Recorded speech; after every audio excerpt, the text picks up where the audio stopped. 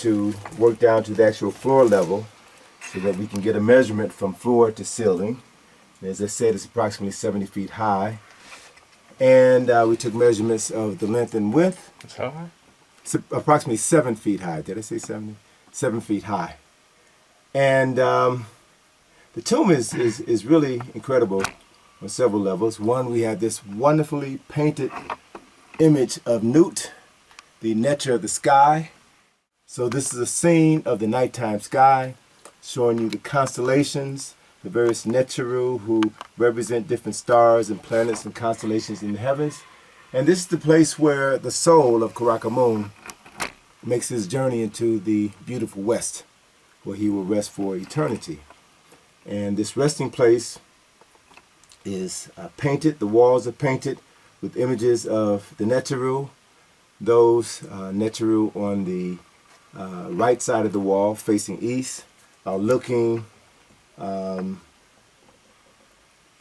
facing west.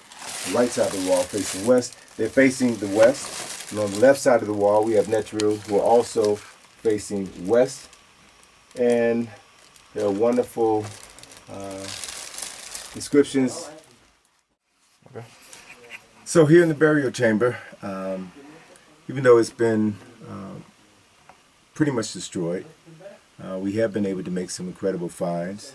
There are numerous fragments here from the wall that we've collected, we've covered to protect them for the season, as our season is winding down. As you can see here, there's wonderful painted plaster images of text of various Neteru and different scenes here.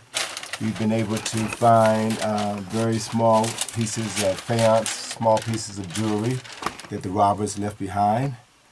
My daughter Atlantis, who's been working here in the chamber with me all week, has really been finding most of the jewelry.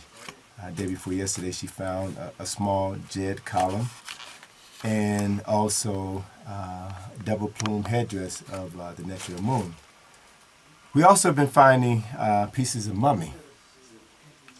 Thus far, we found a skull of a male and another skull, which hasn't been identified yet as male or female.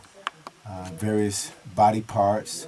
We found the thigh of a person, which I can show you now if you like. It's right up here. Give me a second.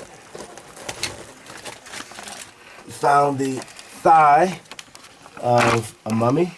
You can still see the wrappings on it. You can see the bone here and here. And we found the hand of a small child. So it's conceivable that a family was buried here. It may in fact be Karakhamun's family. His body, his wife's body, and that of their child.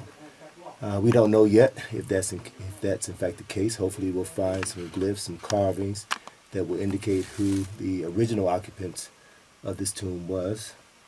And we found pieces of coffin, some with writings, and maybe we'll find a name or names that will tell us who was buried here.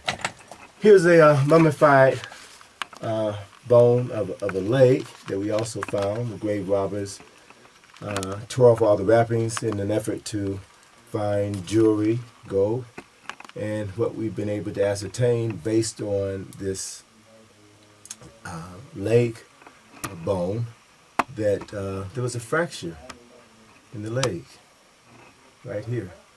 There was a fracture, and we can see that the fractured heel, but the leg was maybe not set properly, and so we see here the bone is bent instead of straight, which means that this person probably limped for the rest of their life due to this injury. We found pieces of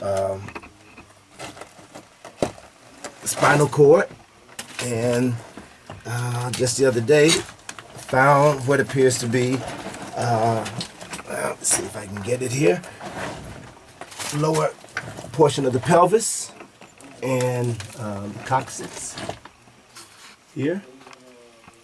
So, it's sad that these tomb robbers, whether it was the Rasul or others who preceded them, had no respect for the original occupants of this burial chamber.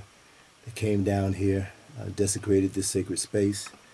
They destroyed the coffin. They destroyed the mummy in an effort to find jewelry, gold, other artifacts which they sold to travelers here.